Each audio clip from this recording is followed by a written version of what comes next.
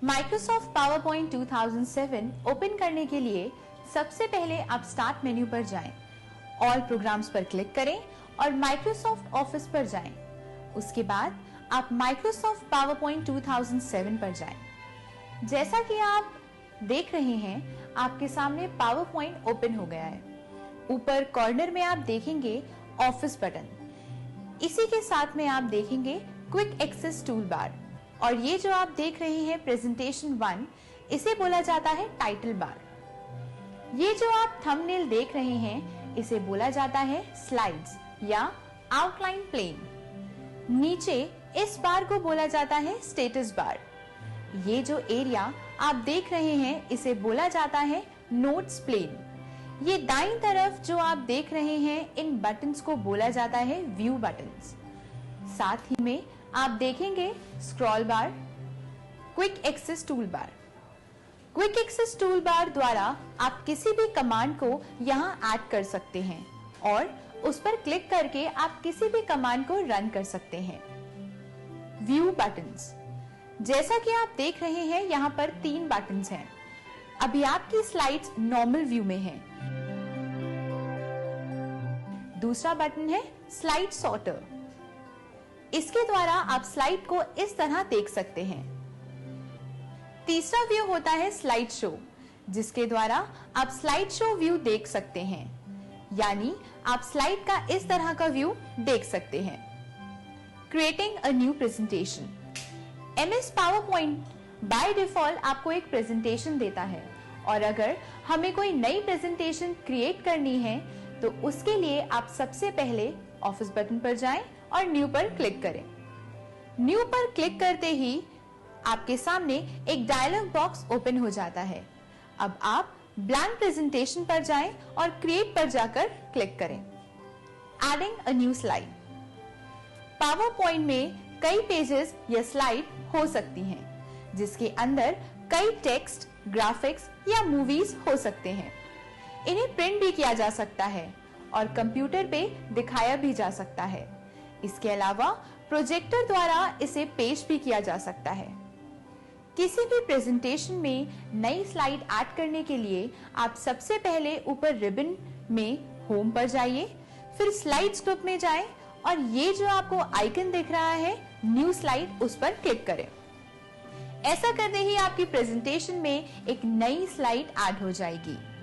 ये जो स्लाइड अभी ऐड हुई है, ये सबसे ज्यादा यूज होने वाली स्लाइड है, और अगर आप दूसरे डिफरेंट लेआउट की स्लाइड ऐड करना चाहते हैं तो उससे आइकन के ठीक नीचे एक छोटा सा एरो है, उसे क्लिक करें और यहां से आप कोई भी लेआउट चुन सकते हैं। हमने चुना टेबल एंड कंटेंट लेआउट। इसमें आप देखेंगे बीच में बहुत सारे आइकन्स दिए हुए हैं। इन आइकन्स के द्वारा आप इसमें tables, charts, graphics, pictures, clip art और मीडिया क्लिप ऐड कर सकते हैं। टेबल ऐड करने के लिए आप इस आइकन पर जाएं और क्लिक करें। आप देखेंगे आपके सामने insert table dialog box open हो जाएगा। अब आप यहां कॉलम्स एंड रो के नंबर डालकर टेबल बना सकते हैं।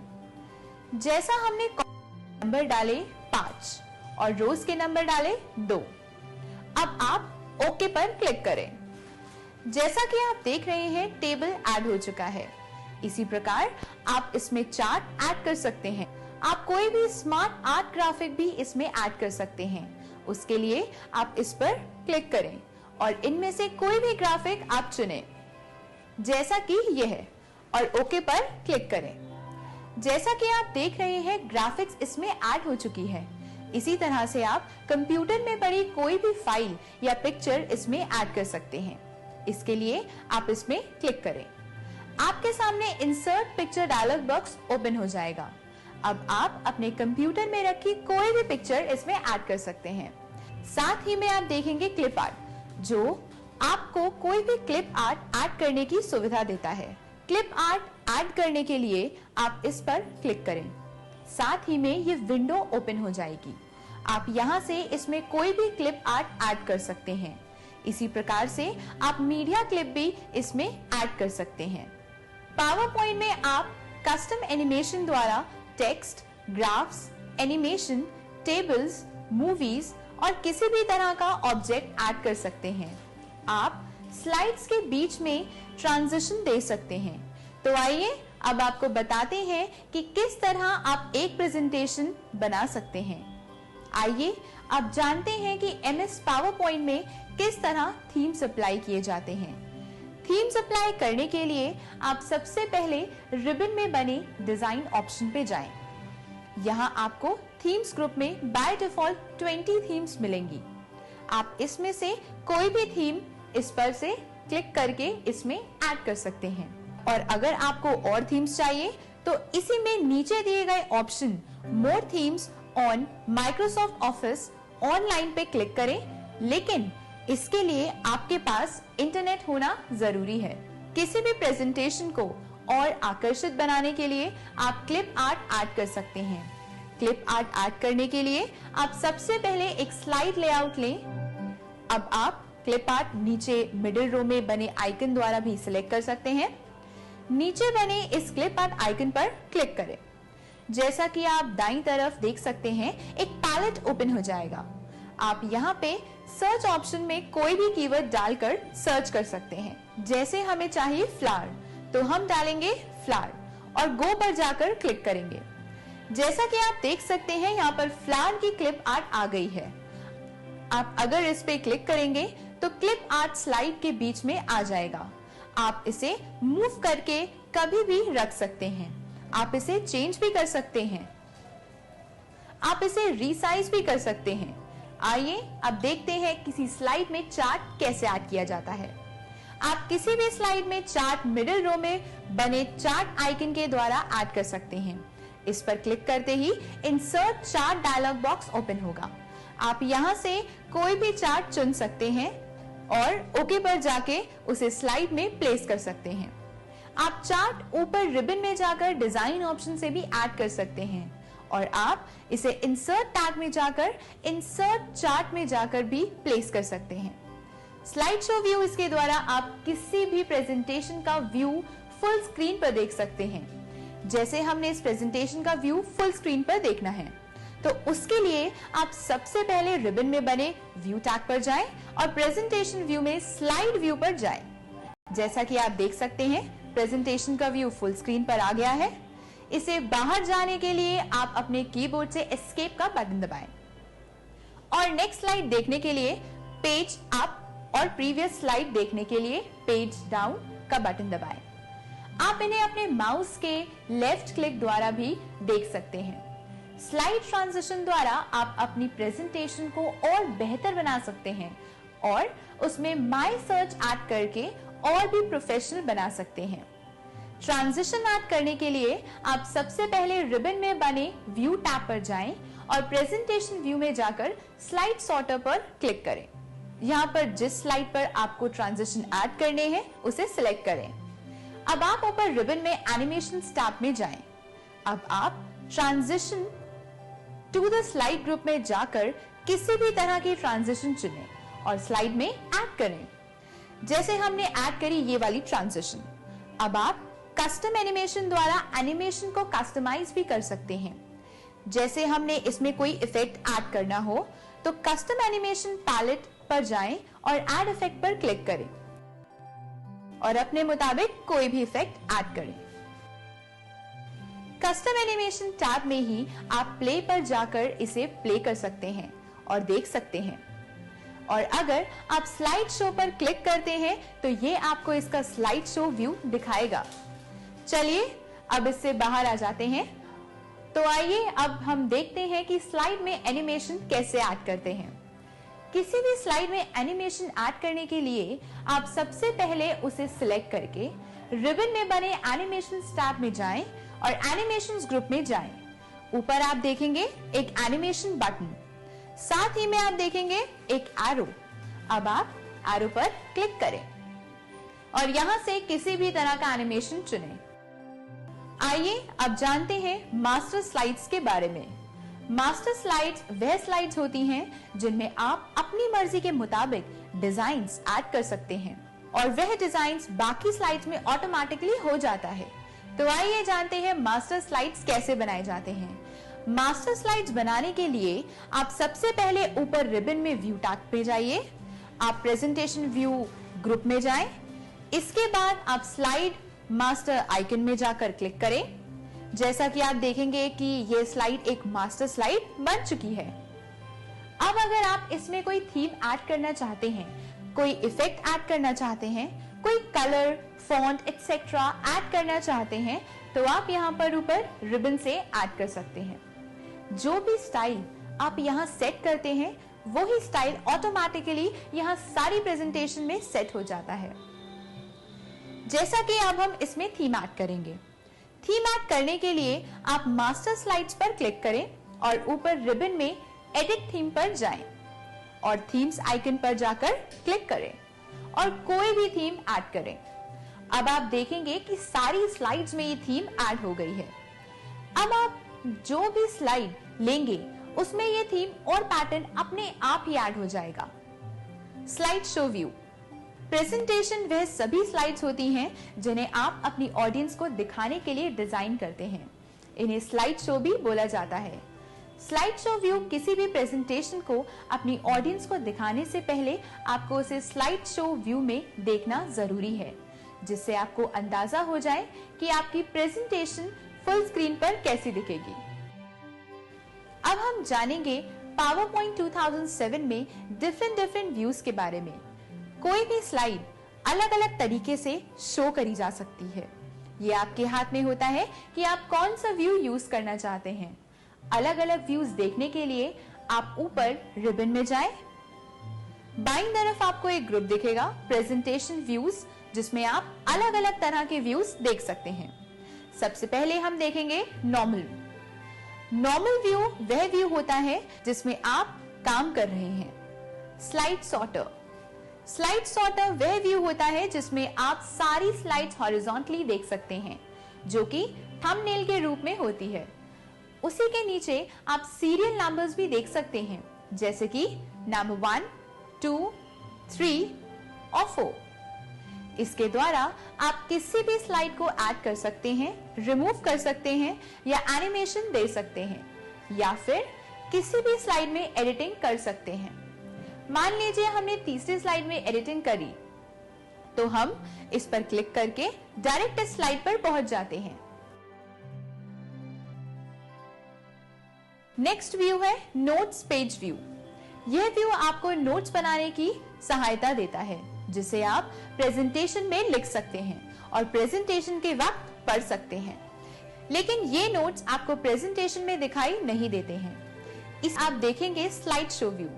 ये व्यू ज्यादातर प्रेजेंटेशन को शो करने में काम आते हैं। इस व्यू के द्वारा आप प्रेजेंटेशन को अपने क्लाइंट को दिखा सकते हैं।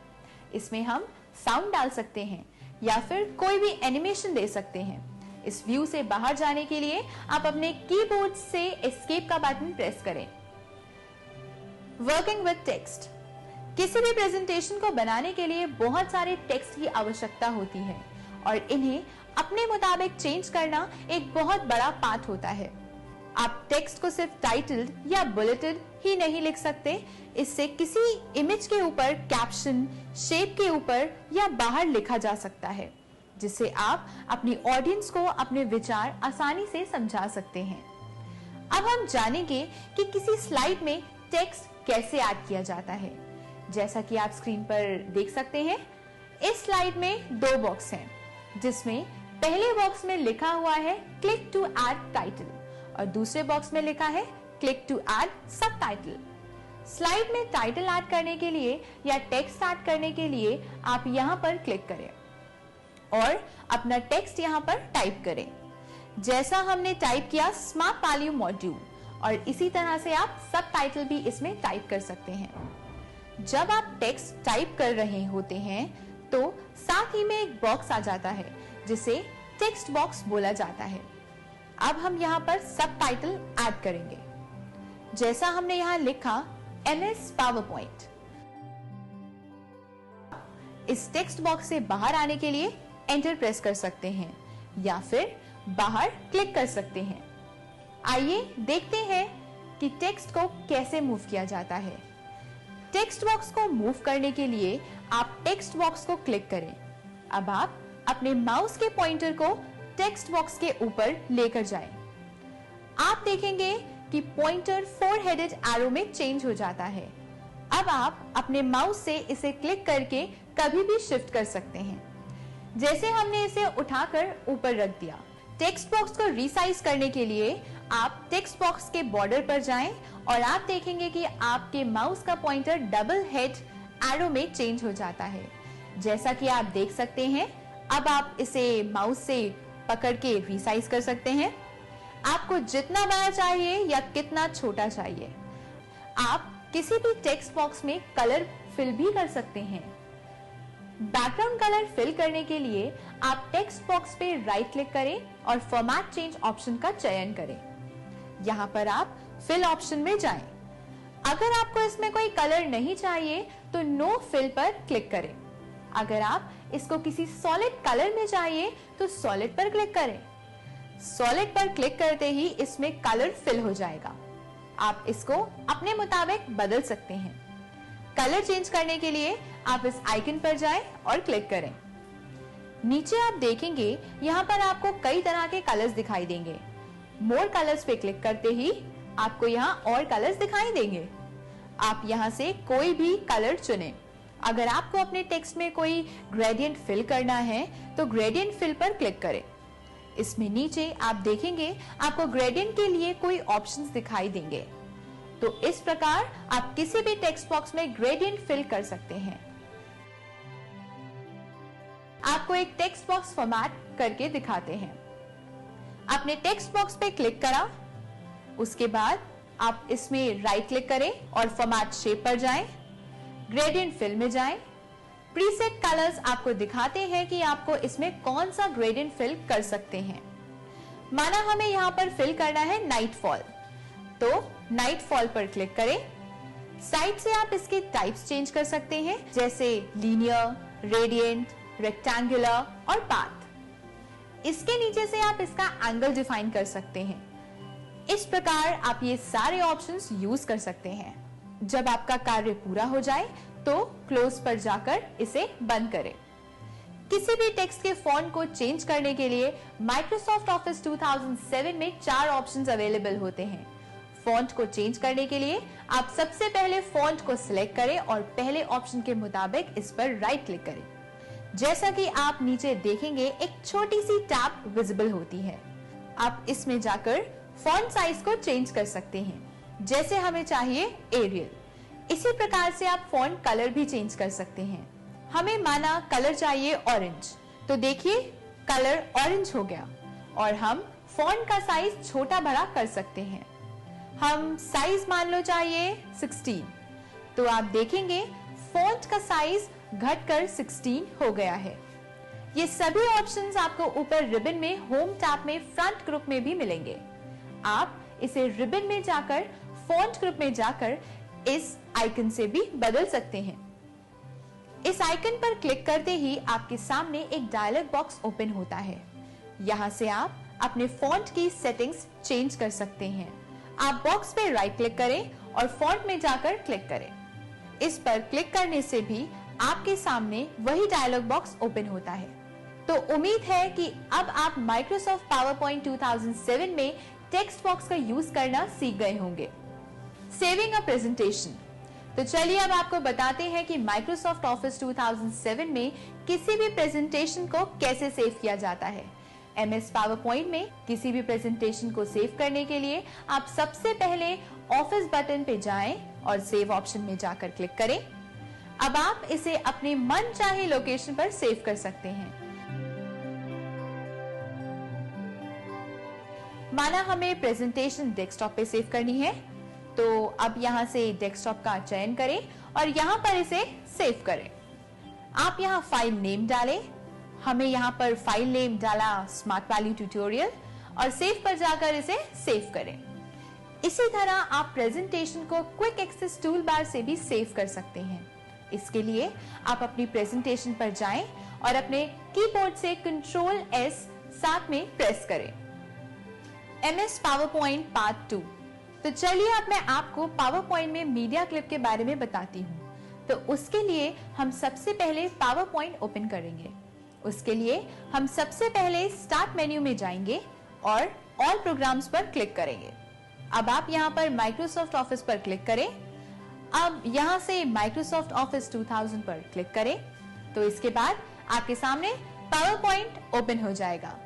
इसके बाद आप यहाँ से न्यू स्लाइड ले सकते हैं। तो मैं यहाँ से लेती हूँ टाइटल ओनली। सबसे पहले हम यहाँ पर एक टाइटल दे देते हैं। तो चलिए मैं यहाँ पर टाइटल दे देती हूँ स्मार्ट वैल्यू और इससे मैं सिलेक्ट करके यहाँ से इसका साइज बढ़ा देती हूँ। साइज इसका मैं दे देती हूँ 66 और इसे मैं कर देती हूँ बोल्ड। अब हम यहाँ पर कुछ टाइप कर लेते हैं, जैसे कि मैं यहाँ पर टाइप करती हूँ दिस इज न्यू स्लाइड। उसके बाद मैं इसका कलर भी यहाँ से चेंज कर देती हूँ और इसे भी मैं बोल्ड कर देती हूँ।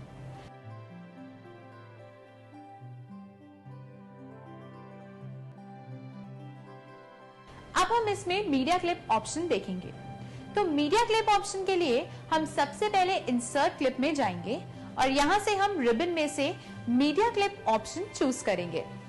अब आप यहां से मूवी या साउंड कुछ भी ऐड कर सकते हैं। तो चलिए हम सबसे पहले मूवी ऐड करते हैं। उसके लिए आप यहां पर क्लिक करेंगे। यहां पर आपको दो ऑप्शंस दिखेंगे। फर्स्ट है मूवी फ्रॉम फाइल और सेकंड है movie from clip manager. Movie from file में से आप कोई भी मूवी फाइल में से उठा सकते हैं और मूवी फ्रॉम क्लिप ऑर्गेनाइजर से आप कोई भी मूवी क्लिप आर्ट में से ले सकते हैं। तो चलिए मैं यहाँ से मूवी सिलेक्ट कर लेती हूँ। जैसा कि मैं इसे सिलेक्ट करती हूँ तो आप देख सकते हैं यहाँ पर मूवी ऐड हो गई है। अब हम इसे कभी भी मूव कर सकते हैं। आप चाहे तो यहाँ रख सकते हैं, आप इसे राइट में करना चाहें तो राइट में कर सकते हैं या फिर आप कहीं भी मूव कर सकते हैं। तो मैं चलिए इसका साइज थोड़ा सा यहाँ से बढ़ा देती हूँ। तो इस तरह से हमने मूवी ऐड करी। तो चलिए अब हम देखेंगे इसका प्रीव्यू। उसके लिए हम यहाँ व्यू बटन से हम स्लाइड व्यू ऑप्शन बटन चुनते हैं। तो आप यहाँ पर देख सकते हैं हमने टाइटल दिया था स्मार्ट वैल्यू और उसके बाद हमने टेक्स्ट दिया था दिस इज न्यू स्लाइड और उसके बाद हमने यहाँ पर मूवी ऐड की थी जो आपको यहाँ पर प्ले होती हुई दिख रही है। तो इस तरह से हम पावर पॉइंट में मूवी क्लिप का इस्तेमाल कर सकते हैं। चलिए अब हम साउंड भी इसमें ऐड करते हैं। उसके लिए हम यहाँ पर साउंड क्लिप्स बटन पर जाएंगे और यहाँ आपको 4 ऑप्शंस दिखाई देंगे। पहला है साउंड फ्रॉम फाइल, दूसरा है साउंड फ्रॉम क्लिप ऑर्गेनाइजर, तीसरा आप देख सकते हैं प्ले सीडी ऑडियो ट्रैक और फोर्थ ऑप्शन आपको यहाँ पर दिख रहा है रिकॉर्ड साउंड। अगर आप क्लिप फाइल में से कोई साउंड इंपोर्ट करना चाहते हैं तो फर्स्ट ऑप्शन चुनिए और अगर आप क्लिप ऑर्गेनाइजर में से साउंड को इंपोर्ट करना चाहते हैं तो सेकेंड ऑप्शन चुनिए। अगर आप किसी सीडी रोम में से साउंड लेना चाहते हैं तो थर्ड ऑप्शन चुनिए और अगर आप साउंड को रिकॉर्ड करना चाहते हैं तो फोर्थ ऑप्शन चुनिए। तो चलिए मैं साउंड को क्लिप ऑर्गेनाइजर से ले लेती हूँ। तो मैं इस पर क्लिक करती हूँ। आप देख सकते हैं राइट साइड में जो क्लिप आर्ट की जो पैलेट आपको दिख रही है, यहाँ पर आपको ये 2 साउंड्स दिख रहे हैं। पहला है क्लैप चेयर्स और दूसरा है टेबल्स। तो चलिए मैं यहाँ से क्लैप चेयर्स का साउंड ले लेती हूँ। जैसे ही आप उस पर क्लिक करेंगे आपके सामने एक डायलॉग बॉक्स ओपन हो जाएगा जो आपको दिखाएगा कि आप स्लाइड शो में साउंड किस तरह ऐड करना चाहते हैं। अगर आप चाहते हैं कि स्लाइड शो में साउंड ऑटोमेटिकली स्टार्ट हो तो आप इस पर क्लिक करें और अगर आप चाहते हैं कि जब आप माउस को क्लिक करें तब आपका साउंड स्टार्ट हो तो आप यहाँ पर क्लिक करें। पर मैं चाहती हूँ कि मेरा साउंड ऑटोमेटिकली स्टार्ट हो, इसलिए मैं इस पर क्लिक कर देती हूँ। तो जब आप स्लाइड शो व्यू देखेंगे तो आप देखेंगे कि साउंड आपको ऑटोमेटिकली सुनाई देगी। तो चलिए अब मैं इसे एस्केप कर देती हूँ। तो इस तरह से मैं यहाँ से बाहर आ जाती हूँ। तो इस तरह से हमने मीडिया क्लिप का इस्तेमाल करना सीखा जिसके द्वारा हमने अपनी स्लाइड में मूवी ऐड करी और साउंड ऐड किया जो कि प्रेजेंटेशन को आकर्षित बनाने में बहुत जरूरी होता है। तो चलिए अब हम पावर पॉइंट 2007 में रिव्यू के बारे में सीखते हैं। तो उसके लिए हम सबसे पहले यहाँ पर एक स्लाइड लेंगे और उसमें एक टाइटल और एक पैराग्राफ टाइप कर लेंगे। तो चलिए अब हम प्रीव्यू ऑप्शन का सबसे पहला ऑप्शन स्पेलिंग देखते हैं। जैसा कि आप देख सकते हैं कि स्पेलिंग ऑप्शन स्पेलिंग मिस्टेक्स को ठीक करने के लिए होता है। तो आप देख सकते हैं कि इस पैराग्राफ में भी कोई मिस्टेक नहीं है। तो स्पेलिंग ऑप्शन को और भी अच्छे से समझने के लिए हम पैराग्राफ में कुछ मिस्टेक्स कर देते हैं। जैसे मैं एनिमेशन में टी को हटा देती हूँ। तो चलिए अब हम देखते हैं कि स्पेलिंग ऑप्शन किस तरह वर्क करता है। जैसे ही हम स्पेलिंग पे क्लिक करते हैं, हमारे सामने ये पैलेट ओपन हो जाती है। यहाँ पर आप देख सकते हैं कि जो हमारा सिलेक्टेड वर्ड है, जो हमने मिस्टेक की हुई है, वो यहाँ पर आपको दिख रही है। और यहाँ पर आप देख सकते हैं चेंज टू सजेशन, जहां से आप सजेशन ले सकते हैं कि आपको इस वर्ड को रिप्लेस करके क्या वर्ड लेना है। तो जैसा कि हम चाहते हैं स्लाइड, तो यहाँ पर हम चेक करेंगे कि स्लाइड है। तो यहाँ पर आप देख सकते हैं कि ये सजेस्ट कर रहा है स्लाइड। तो हम यहाँ पर इस पे क्लिक कर देंगे। इस तरह अगर हम चाहते हैं कि एनिमेशन भी ठीक हो, तो उसके लिए हम यहाँ पर चेंज पर क्लिक कर देंगे। तो यहाँ पर आप देख सकते हैं कि चेंज पर क्लिक करते ही सजेशंस शो कर रहे हैं। और यहाँ पर आप देख सकते हैं कि ये सजेस्ट कर रहा है एनिमेशन, क्योंकि हम चाहते हैं कि ये वर्ड एनिमेशन हो, तो हम इस पर क्लिक कर देते हैं। और अगर हम चेंज ऑल पर क्लिक करते हैं, तो वह सभी स्लाइड्स में चेंज होकर एनिमेशन हो जाएगा। हम चेंज पर क्लिक करते हैं, तो आप देख सकते हैं कि मिस्टेक यहाँ पर ठीक हो गई है। तो इस तरह से हम स्पेलिंग ऑप्शन का यूज कर सकते हैं। इसी तरह से आपको दूसरा ऑप्शन यहाँ दिख रहा है रिसर्च। इसके द्वारा हम इससे जुड़ी हुई सारी हिस्ट्री जान सकते हैं। तो हम जैसे ही रिसर्च पर क्लिक करते हैं, तो राइट साइड में एक पैलेट ओपन हो जाता है। तो यहाँ पर आप देख सकते हैं कि यहाँ पर जो हमने वर्ड सिलेक्ट किया था, वो आपको यहाँ सर्च वर्ड में दिख रहा है, जो कि है स्लाइड। और उसी के साथ आप यहाँ देख सकते हैं कि सारी हिस्ट्री आपको यहाँ शो हो रही है। तो इस तरह से हम रिसर्च ऑप्शन का यूज कर सकते हैं। थर्ड ऑप्शन है हमारा थिसॉरस। इसके द्वारा हम वर्ड्स का सिमिलर मीनिंग जान सकते हैं। तो जैसा कि हम यहाँ से सिलेक्ट करते हैं एनिमेशन और यहाँ से थिसॉरस ऑप्शन पर क्लिक करते हैं, तो इससे जुड़े हुए यहाँ सभी सिमिलर मीनिंग्स आपको यहाँ शो कर रहा है। जैसे जैसे आप इसे क्लिक करते जाएंगे, वैसे वैसे वो यहाँ सभी मीनिंग्स को शो करता जाएगा। तो क्योंकि हम यहाँ देख रहे थे एनिमेशन, तो आप देख सकते हैं कि एनिमेशन से रिलेटेड सभी सिमिलर वर्ड्स आपको यहाँ दिख रहे हैं। तो इस तरह से थिसॉरस ऑप्शन बहुत फायदेमंद होता है। नेक्स्ट ऑप्शन आपको यहाँ दिख रहा है ट्रांसलेट। ट्रांसलेशन द्वारा आप किसी भी वर्ड को ट्रांसलेट कर सकते हैं। तो जैसा कि आप देख सकते हैं कि हम एनिमेशन वर्ड को ट्रांसलेट करना चाहते हैं। हम चाहते हैं कि ये ट्रांसलेट होकर यूके लैंग्वेज में आ जाए। तो आप देख सकते हैं कि ये इस लैंग्वेज में आ गया है। नेक्स्ट ऑप्शन है लैंग्वेज। लैंग्वेज द्वारा आप जान सकते हैं कि जो वर्ड रिटन है वह किस लैंग्वेज में आपको दिया गया है। आप देख सकते हैं यहाँ पर इसकी लैंग्वेज जो कि है इंग्लिश। तो इस तरह से हम प्रीव्यू में दिए गए ऑप्शंस का यूज कर सकते हैं। तो उम्मीद है अब आप माइक्रोसॉफ्ट पावर पॉइंट में काम करना सीख चुके होंगे। तो आइए अब आपको ले चलते हैं दूसरे मॉड्यूल की ओर।